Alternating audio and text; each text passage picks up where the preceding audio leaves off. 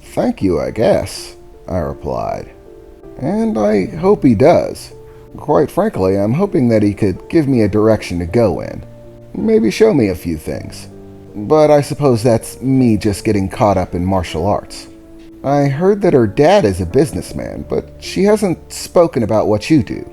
So do you have a job like her dad, or do you prefer the job of homemaker? For a moment, she cracked a smile, scoffing a bit. Homemaker.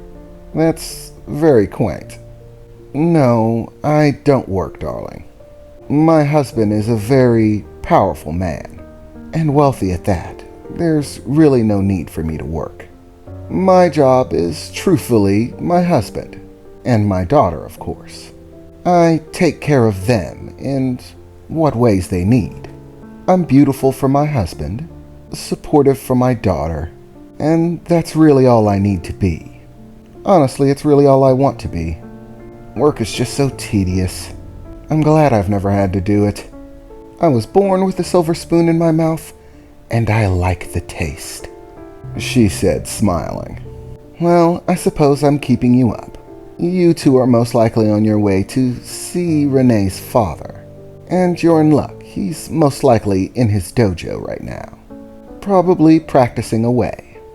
It's how he likes to relieve stress, or at least one of the ways he likes to relieve stress, she said as her smile widened just a bit more, and her eyes glanced upward as if she was recalling something. Ew, Mom, gross, Renee said as she started pushing me towards the back end of the mansion. Do not talk about your sex life around my boyfriend, she said, before freezing in her tracks for a moment, closing her eyes and looking depressed for just a second. Boyfriend? Her mother replied, as Renee had frozen in place, still not looking at her mother. You never said anything about him being your boyfriend. That is going to change things, Renee. Okay, look, Renee said as she turned around, facing her mother, and started trying to explain. Look, I know Dad has these super serious roles that he wants everyone to play, but I don't feel like playing them, Mom. It's not just about roles, Renee, her mother replied. We have a very complicated life. We can't just frivolously accept anyone into it. Not everyone is suited to the life that we live. Those you intend to be with must be chosen wisely, Renee. You know how your father feels about piddling romances. Your temporary little crushes can be very dangerous. Young people sometimes make very stupid decisions. We are particular about who you date because we know this to be the case. We simply don't want anything unfortunate to happen. And don't think I don't know what's on teenagers' minds these days, or all days. They act like it's new, but it's really not. All you are is a bundle of hormones, all telling you to do the same thing. It's been that way since the dawn of time, and it's not changing. And those hormones make you do very stupid things. Things that can change people's lives, Renee. We haven't done anything, Mom, Renee replied as she scoffed, looking to the side and crossing her arms a bit. And in your case, Renee, there is more than one thing that can go wrong. More than one stupid decision that can be made. Remember, your little crush may seem like the world now, but that could always change. Your feelings could float away, but the effects of the decisions that you made will not. I can handle myself, Mom. I'm not stupid. I'm not just some ditzy girl. I'm not going to go off and get knocked up, or worse. So just please do me a favor. Don't tell Dad. Let him take some time. Get to know him before he starts trying to grill him or test him. I'd at least like for him to try to get to know him before he tries to decide that he's not good enough. Ugh, her mother sighed. Fine, Renee. Have it your way. I'll keep my mouth shut. I won't tell your father, but he is going to find out eventually. You do know that, right? Yeah, of course. I just want to give him some time. Let it stew, Renee replied. Fine then. You know where to find your father. I am going to need a stiff drink, so I'll be going for the night. I believe there's a new club opening up this week. Tonight is their grand opening, and I have an invite. So I'm going to try to wash this memory away, and do my best to keep my word. But your father is a perceptive man, so I promise that I'll do my best, and that's all I can do. But I'm not going to outright lie to him if he asks me.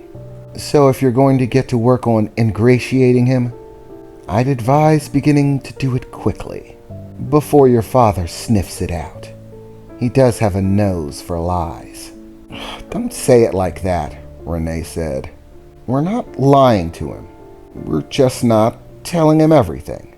It's not the same. Darling, there are many flavors of deception. You're young. You'll figure it out eventually. But for now, just try not to do anything stupid, Renee's mother said as she turned, beginning to make her way towards the front door, opening it with that creaking noise. That's very creepy, and closing it behind her. I already blew it.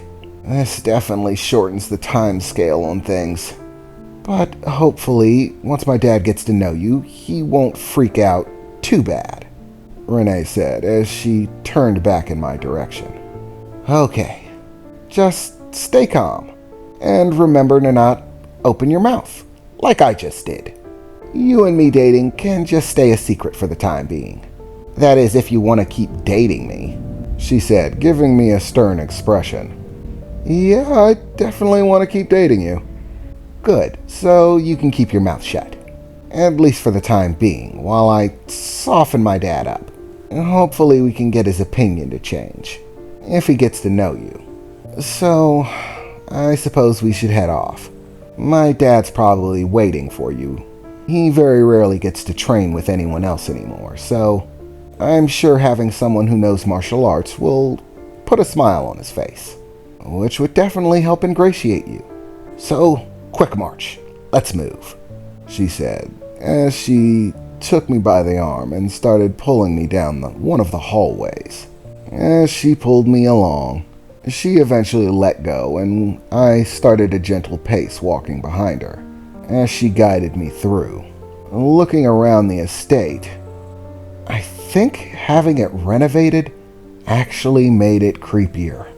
Like when the whole place was trashed, covered in spray paint from stupid teenagers who just like vandalizing things, and torn holes in the walls, everything covered in spider webs. It was pretty creepy. But now that they've gotten rid of all of it, fixed everything so that it all looks nice and proper, and hung paintings and put vases, it's even creepier. I don't know why. I just get this weird feeling like it's haunted. Even more so than when people actually said it was haunted. It is so weird. But I did my best to shake it off as Renee led me down the hallway. Eventually, we saw a gap where it looked like there were no more doors in the hallway, which was weird because they were there when I stayed here when the mansion was abandoned. But it looked like among the renovations, they had expanded one particular room and gotten rid of all of the minor doors that led into smaller rooms. But eventually, we reached the very last door available in this hallway, which stood very lonely by itself. As Renee opened it, and I followed her in, I walked into an absolutely massive room. The entire thing set up like a dojo.